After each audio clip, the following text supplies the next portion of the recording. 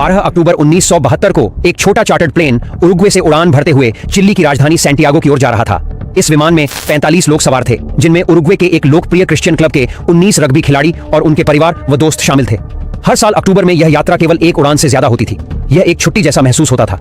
हर साल team Santiago जाती थी ताकि चिली की नेशनल रग्बी टीम के साथ एक फ्रेंडली मैच खेल सके, जो इस यात्रा को प्रतिस्पर्धा और छुट्टी दोनों का एक मिला जुला अनुभव बनाता था। यह विमान कोई साधारण यात्री विमान नहीं था। यह एक फेयरचाइल्ड FH-227D था, जो उरुग्वे एयरफोर्स का सैन्य विमान था, जिसे अक्सर नागरिकों को किराए पर दिया जाता था क्योंकि सेना का बजट सीमित था। उड़ान का नियंत्रण एक अनुभवी पायलट कैप्टन फेराडास के हाथों में था, जो पहले कई बार एंडीज पर्वतों पर उड़ान भर चुके थे और उनके पास 5000 से अधिक उड़ान घंटों का अनुभव था। उनके साथ को पायलट लागुरारा थे, जो एक ट्रेनी पायलट थे जो इस चुनौतीपूर्ण एंडीज मार्ग को सीख रहे थे। उनके रास्ते में एक खतरनाक क्षेत्र प्लंचॉन पास पड़ता था, जो अपने अचानक और खतरनाक मौसम के बदलावों के लिए जाना जाता था।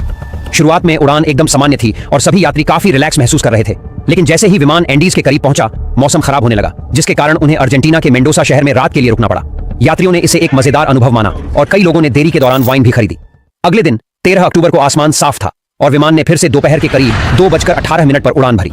सभी यात्री चिली पहुंचने के लिए उत्साहित थे।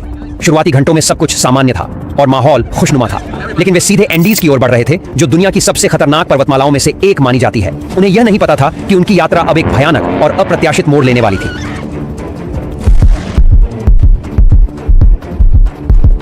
जैसे ही विमान एंडीज पर्वतमालाओं के ऊंचाई वाले क्षेत्रों में पहुंचा, पायलट सावधान हो गए।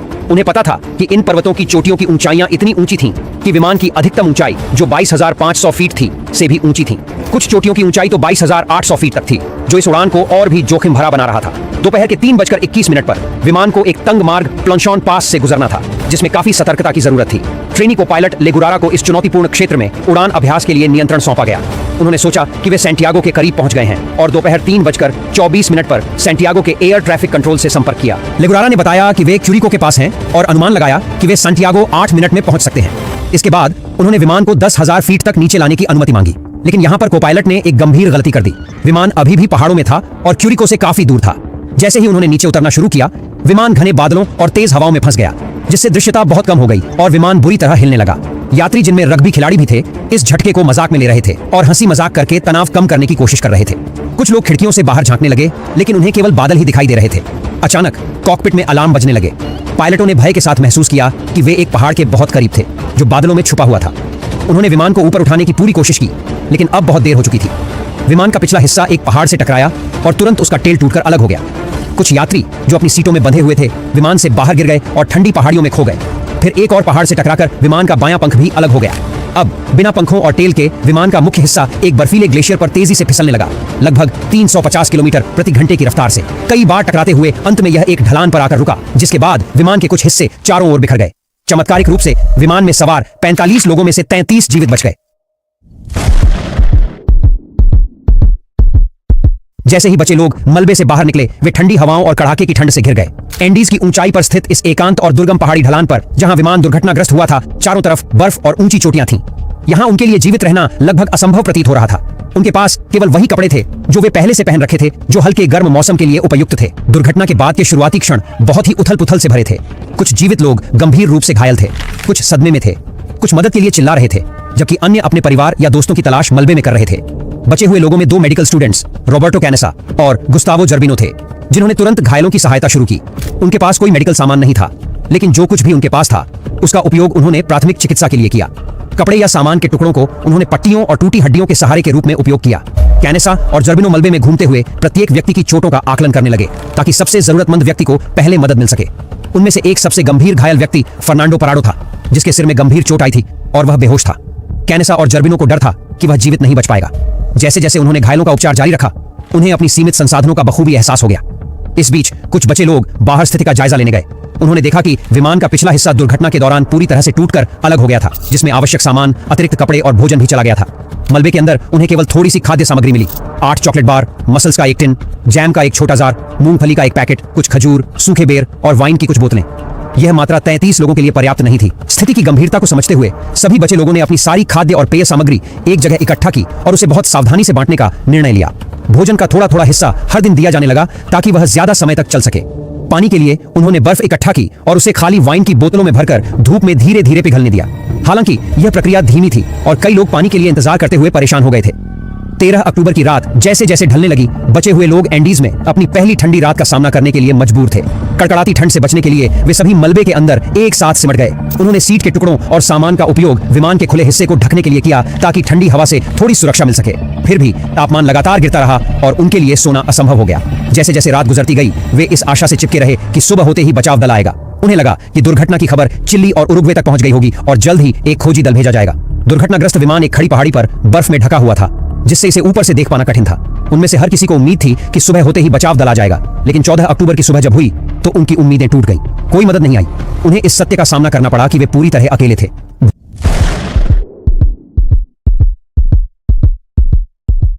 दुर्घटनाग्रस्त विमान एक खड़ी पहाड़ी पर बर्फ में ढका हुआ था, जिससे इसे ऊपर से देख पाना मुश्किल था। साथ ही सूरज की तेज चमक बर्फ पर टकराकर उनकी आंखों में जलन और धुंधलापन पैदा कर रही थी। इस स्थिति को स्नो ब्लाइंडनेस कहा जाता है। उनकी ताकत लगातार घट रही थी, लेकिन कुछ बचे हुए लोगों ने मदद का इशारा करने की कोशिश की। उन्होंने बैगों से लिपस्टिक और नेल पॉलिश इकट्ठा की और प्लेन के ऊपर SOS लिखने की कोशिश की। उम्मीद थी कि अगर कोई विमान ऊपर से गुजरे तो ये चमकीले अक्षर पायलट की नजर में आ जाए, लेकिन जल्द ही उनका सामान खत्म हो गया और वे इसे पूरा नहीं कर सके।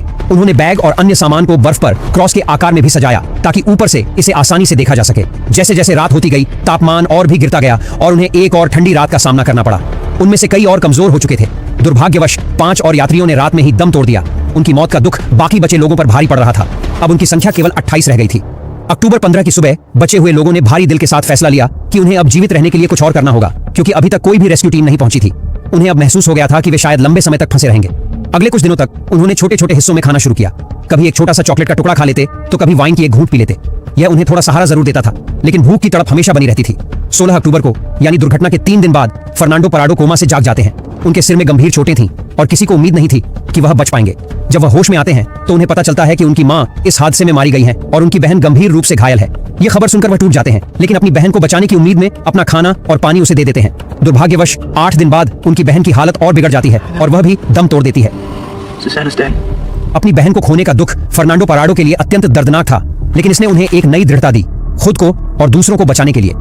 बीतते समय के साथ वे कभी कभी ऊपर से विमान उड़ते हुए सुनते और हर बार वे मदद के लिए हाथ हिलाते और चिल्लाते, लेकिन सफेद प्लेन बर्फीले पहाड़ों के बीच से दिखाई देना मुश्किल हो रहा था। हर असफल कोशिश के बाद वे और भी हताश और अकेला महसूस करने लगे थे। 21 अक्टूबर को, दुर्घटना के 8 दिन बाद, उन्होंने एक छोटा रेडियो चालू करने में सफलता पाई, लेकिन जो उन्होंने सुना वह बेहद निराशाजनक था। रेस्क्यू टीम ने मान लिया था कि इस दुर्घटना में कोई भी जीवित नहीं बचा है और उन्होंने तलाश भी बंद कर दिया है। यह खबर सुनकर कई लोग टूट गए और रोने लगे, जैसे उनकी सारी आशाएं खत्म हो गई हों।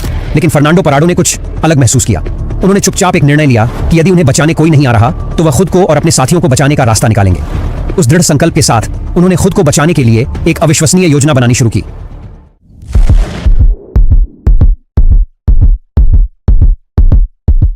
जब उन्होंने सुना कि बचाव टीमों ने उम्मीद छोड़ दी है तो वे दुखी हुए, लेकिन उन्हें अब समझ आ गया था कि वे अब ऐसे ही बैठकर मृत्यु का इंतजार नहीं कर सकते। 11वें दिन तक भूख असहनीय हो गई थी और वे लगातार कमजोर होते जा रहे थे। कुछ लोग इतने दुबले हो गए थे कि उन्हें पहचानना मुश्किल हो गया था। उनके पास खाने के लिए कुछ भी नहीं बचा था, न तो कोई जानवर, न कोई पौधा और न कीड़े। उनकी खाने की सारी चीजें खत्म हो चुकी थीं और यहाँ तक कि सीटों के चमड़े को चबाने से भी उन्हें उल्टी होने लगी थी। इस स्थिति में एक मेडिकल छात्र रोबर्टो कैनेसा ने एक चौंकाने वाला सुझाव दिया कि जीवित रहने के लिए उन्हें उन लोगों के शवों को खाना होगा जो इस दुर्घटना में पहले ही मारे जा चुके थे। यह एक भयावह विचार था, लेकिन कैनेसा ने समझाया कि शायद यही उनका जीवित रहने का एकमात्र रास्ता हो सकता है। घंटों तक उन्होंने इस फैसले पर बहस की और इसके दर्द का सामना किया। ये वही लोग थे जिनके साथ वे हंसे, खुशियां बांटी और कुछ दिन पहले तक साथ में वक्त गुजारा था। यह विचार दिल तोड़ देने वाला था, लेकिन उन्हें अपनी स्थिति की कड़वी सच्चाई का सामना करना पड़ा। अंततः उन्होंने इस पर सहमति बनाई कि अगर उनमें से कोई भी जीवित नहीं रहता है तो उनके शरीर को दूसरों के जीवन बचाने के लिए इस्तेमाल किया जाएगा। कैनेसा ने सबसे पहले कोशिश की। उन्होंने एक छोटा सा टुकड़ा खाया, यह जानते हुए कि यही उनके जीवित रहने का एकमात्र तरीका है। धीरे धीरे बाकी ने भी उसका अनुसरण किया, भले ही उनके लिए यह भावनात्मक रूप से बहुत पीड़ादायक था। एक रात जब वे ठंड से बचने के लिए विमान के अवशेषों में इकट्ठे हुए थे, तभी उन्हें एक गहरी गड़गड़ाहट की आवाज सुनाई दी। अचानक बर्फ का एक विशाल हिमस्खलन विमान के मलबे पर आ गिरा, जिससे वे बर्फ के नीचे दब गए। अंधेरे में फंसे और चारों ओर बर्फ से घिरे, वे सांस लेने के लिए संघर्ष कर रहे थे और डर से कांप रहे थे। 2 लंबे दिनों तक उन्होंने बर्फ में खुदाई की, बाहर निकलने के लिए अपनी पूरी ताकत झोंक दी। यह थकाऊ था, न तो हवा थी और न ही रोशनी, लेकिन उन्होंने हार नहीं मानी। अंततः वे एक छोटा सा सुरंग बनाकर बाहर निकलने में सफल हुए। दुख की बात है कि हिमस्खलन ने उनके 8 और साथियों की जान ले ली। अब केवल 19 लोग बचे थे। हालांकि फर्नांडो पराडो ने हार नहीं मानी। हर दिन पराडो पहाड़ों का अध्ययन करते हुए बचने का रास्ता ढूंढने के बारे में सोचते रहे। उन्हें एहसास हुआ कि वहां रुके रहने का मतलब और भी जानों का नुकसान होगा। अंदर ही अंदर उन्होंने एक मजबूत संकल्प महसूस किया कि अगर उनके पास कोई भी मौका बचने का है तो वह उसे हासिल करने के लिए सब कुछ जोखिम में डालने के लिए तैयार है। उनके इस संकल्प ने दूसरों को प्रेरित किया और उनके साहस ने उन्हें एक उम्मीद दी। वे नहीं जानते थे कि वे बच पाएंगे या नहीं, लेकिन उन्होंने एकजुट होकर अंतिम समय तक लड़ने का निश्चय कर लिया।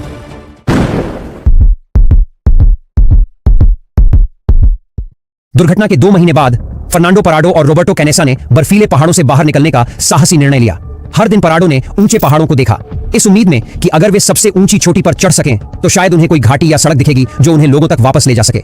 उनके पास पर्वतारोहण का कोई अनुभव नहीं था, बहुत ही कम संसाधन थे और ठंडी हवा उनके मिशन को बेहद जोखिम भरा बना रही थी। बाकी बचे लोगों ने इस खतरनाक यात्रा की तैयारी में पराडो और कैनेसा की मदद की। उन्होंने विमान के मलबे से सामग्री का उपयोग करके उपकरण बनाए। 18 वर्षीय कार्लोस ने अपने सिलाई किट से एक साधारण स्लीपिंग बैग बनाया जिसमें सीटों से निकाला गया सामग्री भरा गया ताकि रात में उन्हें गर्म रख सके। ठंड से बचने के लिए पराडो और कैनेसा ने जितने भी कपड़े मिल सके पहन लिए। 12 दिसंबर 1972 को दुर्घटना के ठीक 2 महीने बाद पराडो और कैनेसा ने पश्चिम की ओर अपनी यात्रा शुरू की। उनके साथ एंटोनियो विजिंटन भी थे जो सामान ले जाने में मदद करने आए थे। बाकी बचे लोगों ने उन्हें बर्फीली पहाड़ियों पर चढ़ते देखा, इस अनिश्चितता के साथ कि वे अपने दोस्तों को फिर से देख पाएंगे या नहीं। उनके लिए पहला दिन बेहद कठिन था। गहरी बर्फ में चलना हर कदम पर भारी पड़ रहा था और पतली हवा में सांस लेने में मुश्किल हो रहा था। वे लड़खड़ाते हुए आगे बढ़ रहे थे और अपनी सारी ताकत लगा रहे थे। रात में ठंड इतनी ज्यादा थी कि चुभन महसूस हो रही थी, लेकिन वे खुद को बार बार याद दिला रहे थे कि वे सहायता पाने के करीब पहुंच रहे हैं। तीसरे दिन तक खाना भी लगभग खत्म हो चुका था। तब उन्होंने यह फैसला किया कि विजिंटन को वापस दुर्घटना स्थल पर लौट जाना चाहिए ताकि दोनों लोगों के लिए खाना बचाई जा सके। पराडो और कैनेसा ने आगे चढ़ाई जारी रखने का निश्चय किया। उनके मन में एक दृढ़ संकल्प था कि उन्हें पहाड़ की चोटी तक पहुंचना ही है। 20 दिसंबर को एक हफ्ते से भी अधिक समय तक चढ़ाई करने के बाद वे आखिरकार एक ऊंची चोटी पर पहुंचे। उनके शरीर बेहद कमजोर हो चुके थे और खाने का सामान खत्म हो गया था, लेकिन नीचे घाटी की ओर देखने पर उन्हें एक अद्भुत नजारा दिखाई दिया। वह हरी भरी घाटी और बहती नदियों का दृश्य था जिसने उनमें नई उम्मीद भर दी। उन्हें यकीन हो गया कि घाटी के नीचे लोग हो सकते हैं जो उनके दोस्तों को बचाने में मदद कर सकते हैं। इस नजारे ने उन्हें नई ताकत दी और पराडो और कैनेसा ने घाटी में नीचे उतरने की तैयारी शुरू कर दी। हर कदम उनके लिए दर्द से भरा था। भूख और थकान ने उन्हें कमजोर कर दिया था और उनके शरीर में ताकत खत्म हो चुकी थी। कई दिनों से उन्हें कुछ खाने को नहीं मिला था, लेकिन अपने दोस्तों को बचाने का विचार उन्हें आगे बढ़ने की ताकत दे रहा था। 20 दिसंबर की शाम तक वे घाटी में नीचे उतर गए। अचानक उन्होंने एक मैदान में गायों का झुंड देखा। यह दृश्य उनके लिए उम्मीद की नई किरण लेकर आया, क्योंकि यह संकेत था कि वहां इंसान जरूर होंगे। 21 दिसंबर की सुबह जब वे नदी के किनारे चल रहे थे तो उन्होंने देखा कि एक आदमी घोड़े पर सवार होकर दूसरी ओर से आ रहा है। वे उत्साह में चिल्लाने लगे और हाथ हिलाकर उसका ध्यान आकर्षित करने की कोशिश की। वह आदमी जो एक चरवाहा था जिसका नाम सर्जियो कैटालन था, उन्हें देख तो पाया, लेकिन नदी के तेज शोर के कारण उनकी आवाज नहीं सुन सका। उसने इशारे से समझाया कि वह अगले दिन लौटेगा। अगले दिन सुबह सर्जियो कैटालन अपना वादा निभाते हुए लौटा। उसने अपने साथ एक पेन और कागज लाया और कागज को एक पत्थर से बांधकर नदी के उस पार फेंक दिया। पराडो और कैनेसा ने जल्दी से उस पर एक संदेश लिखा जिसमें अपनी स्थिति बताते हुए लिखा, मैं उस विमान से आया हूं जो पहाड़ों में दुर्घटनाग्रस्त हुआ था। हमारे साथ 14 लोग और जीवित हैं। हमें तत्काल मदद चाहिए। उन्होंने वह पत्थर वापस चरवाहे की ओर फेंक दिया, जिसने संदेश को पढ़ा और तुरंत स्थिति की गंभीरता को समझा। वह मदद का आश्वासन देकर नजदीकी कस्बे की ओर भागा ताकि अधिकारियों को सूचित कर सके। यह खबर तेजी से फैल गई और उरुग्वे और चिली में बचे लोगों के परिवारों को यह पता चला कि फ्लाइट 571 के कुछ यात्री अब भी जीवित हैं। यह जानकारी सभी के लिए किसी चमत्कार से कम नहीं थी। 22 दिसंबर की सुबह 2 हेलीकॉप्टर बचाव दल और चिकित्सा सामग्री लेकर उड़ान भरने के लिए तैयार थे। पराडो ने जोर देकर कहा कि वह बचाव दल के साथ दुर्घटना स्थल पर जाएगा ताकि वह उन्हें वहां का रास्ता दिखा सके। जब हेलीकॉप्टर मलबे के पास पहुंचा तो बचे हुए लोगों ने ऊपर देखा और उन्हें विश्वास नहीं हुआ कि आखिरकार मदद आ गई है। हेलीकॉप्टर की आवाज उनके लिए चमत्कार जैसी थी। बचे हुए लोग खुशी से झूम उठे। वे एक दूसरे से गले मिलने लगे और यह समझने की कोशिश करने लगे कि उनका संघर्ष अब समाप्त होने वाला है। कुल मिलाकर 45 यात्रियों में से केवल 16 लोग 72 दिनों तक संघर्ष के बाद जीवित बच सके थे। जब हेलीकॉप्टर बर्फीले एंडीज पर्वत के ऊपर से उड़ान भर रहे थे तो सभी जीवित लोग खिड़की से बाहर देख रहे थे। उनके मन में संघर्ष की यादें थीं, लेकिन साथ ही वे जीवन के लिए आभारी भी महसूस कर रहे थे। सैंटियागो पहुंचने पर उन्हें अस्पताल ले जाया गया। डॉक्टरों और नर्सों ने तुरंत उनकी देखभाल शुरू की। वे कुपोषण, ठंड के कारण हुए जख्म, ऊंचाई की बीमारियों और भूख से कमजोर हो चुके थे। प्रत्येक व्यक्ति का वजन काफी कम हो गया था और उनके शरीर उनकी कठिनाई की कहानी बयान कर रहे थे। जैसे जैसे यह खबर दुनिया भर में फैली, लोग फ्लाइट 571 की कहानी सुनकर हैरान रह गए। ये एक अद्भुत सहनशीलता और कठिन फैसलों की कहानी थी। हालांकि कई लोगों ने उनकी बहादुरी की सराहना की, लेकिन उनके जीवित रहने के कठोर तरीकों पर भी चर्चा हुई। खासतौर पर अपने मृत साथियों के शरीर का उपयोग खाने के लिए करने का निर्णय, जो उनके जीवित रहने के लिए जरूरी था।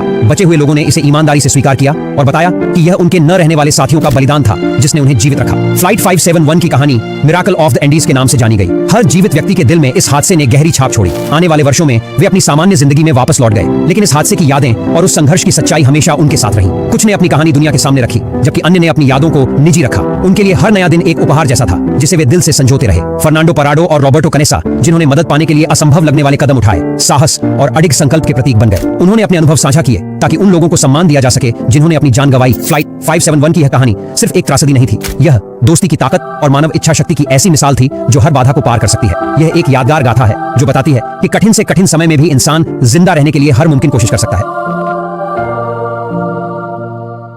अगर ये वीडियो आपको हैरान कर गया तो आगे जो कहानी है वो आपकी सोच से भी परे है। देखिए अगले वीडियो में एक विमान हादसा जिसका सच आज भी छुपा है। सच्चाई जानने के लिए यहाँ क्लिक